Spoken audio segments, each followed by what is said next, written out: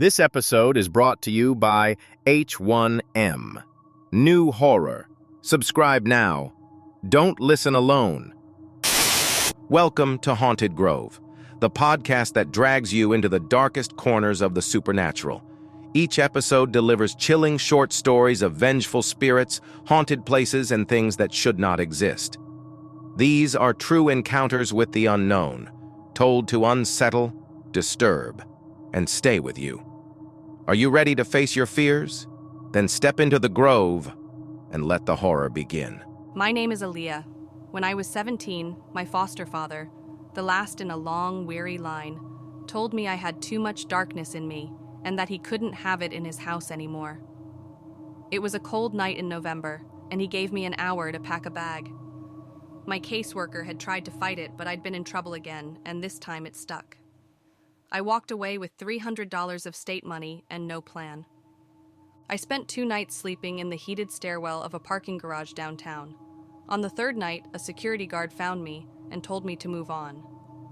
Defeated, I walked toward the edge of the city, where the industrial parks gave way to fields. A blizzard was rolling in, the first of the season, and the wind had teeth. I saw it from a distance, a dark shape against the swirling snow, the old abandoned rail yard. I knew the place. Kids used to dare each other to go out there. At its heart was a 2-story brick building, the old switchman's house, overlooking the dead tracks. An idea, sharp and sudden, took hold. I could get out of the wind there. It felt less like a choice and more like a destination I was already headed for. I climbed the fence and trudged through the snow-covered yard, the silence broken only by the howl of the wind. The switchman's house looked bigger up close, its windows dark and vacant. Most of the doors were boarded up tight, but I found one on the ground floor where the plywood had been torn away. I slipped inside, out of the punishing cold. I used the small flashlight on my keychain to look around. The room was empty, save for dust and debris. I kicked off my wet boots and pulled on a dry sweater, balling up my coat for a pillow. I was about to find a corner to curl up in when I heard a soft shuffling sound from upstairs. My heart hammered against my ribs. I stood frozen, listening. The shuffling stopped. Slowly, I crept to the staircase. "Hello?" I whispered, my voice trembling. A woman's face appeared in the darkness at the top of the stairs. She was gaunt and pale, with matted gray hair and eyes that seemed too big for her face. She looked homeless, lost. She didn't speak, just stared. Then she made a gesture, patting the spot next to her, an invitation. Then she pointed to her mouth and shook her head, as if to say she couldn't speak. She seemed harmless. Reluctantly, I went up. She was sitting against the wall in a large, empty room. She gestured for me to sit, and I did, a careful distance away. She reached into a tattered canvas bag and pulled out a piece of beef jerky, holding it out to me. I wasn't hungry, but I took it so as not to offend her. She gave me a small, sad smile, and then retreated into silence, pulling a thin blanket over herself. I was exhausted. I found a spot against the far wall, and despite the stranger a few feet away, I fell into a deep, dreamless sleep. I woke to a strange, rhythmic tapping. The woman was gone. The blizzard was still raging outside. I sat up, disoriented.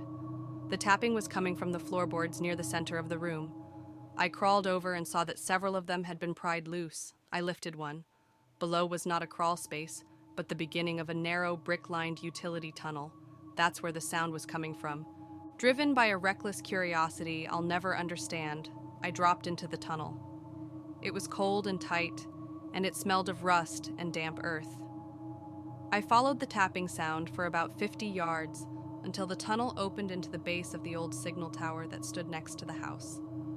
I climbed a rusty ladder up into the tower's main room, and I saw her setup. My breath caught in my throat. In the center of the room, she had unrolled a massive antique map of the county's rail lines. It was surrounded by dozens of flickering tea lights, their glow making the shadows dance. On the map itself, she had placed small personal objects: a child's worn sneaker, a silver locket, a cracked pair of eyeglasses, a faded driver's license. Each item marked a specific location along the tracks. On the wall behind the map, written in what looked like charcoal, were 3 phrases. They are lost. I will find them when the path is clear. I backed away slowly, down the ladder and through the tunnel. I needed to get my bag from the house and leave. This was a darkness I didn't want to be a part of. As I emerged back into the room, I heard a car engine, loud and close, cutting through the howl of the wind. I scrambled to the window and peered out. A car was slowly making its way through the rail yard, its headlights cutting cones of light through the driving snow. It was a dark blue sedan. I knew that car. It was Mr. Jensen's, my last foster father. My heart leaped. He must have been worried. He'd come looking for me. The car stopped directly in front of the switchman's house. I felt a rush of relief so powerful it almost made me dizzy. I was saved. I ran down the stairs and out the broken door, waving my arms. The driver's side door was open, foolishly letting snow whip inside. As I got closer, I saw why. Mr. Jensen was lying on the ground beside the car.